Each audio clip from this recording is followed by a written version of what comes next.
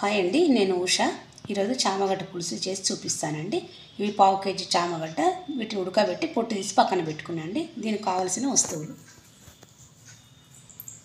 పోపు గింజలు, మెంతులు, ఉల్లిపాయ, కరివేపాకు, 2 పచ్చిమిర్చీలు, అల్లం వెల్లుల్లి పేస్టు, పెద్ద నిమ్మకాయంత చింతపండు, మెంతి పిండి, ధనియాల పొడి, కొద్దిగా కొబ్బరి పొడి అండి, బెల్లం ముక్క కొద్దిగా, కారం, సరిపడా ఉప్పు.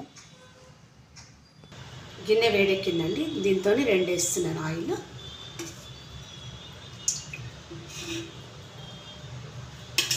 కారం వేసుకుంటున్నాండి. కొంచెం కారం వేగాలి పోపులో, అప్పుడు బాగుంటుంది. పసుపు కూడా వేసుకున్నా.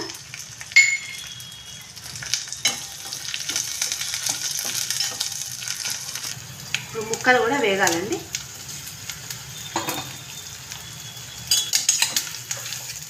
కొద్దిగా మగ్గితే టేస్ట్ బాగుంటుందండి చామగడ్డ.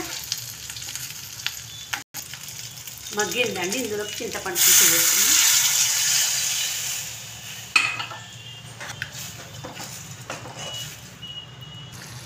పులుసు మసిలిందండి. ఈ పొళ్ళని వేసేసుకొని బెల్లం ముక్క వేసేసుకొని ఇక స్టవ్ ఆఫ్ చేసుకుందాం. ధనియాల పొడి,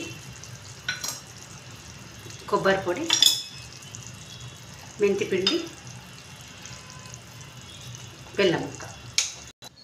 చామగడ్డ అంటు పులుసు రెడీ అయిందండి. మీకు నచ్చినట్టయితే లైక్ చేయండి, షేర్ చేయండి, సబ్స్క్రైబ్ చేయండి. థ్యాంక్ యూ అండి.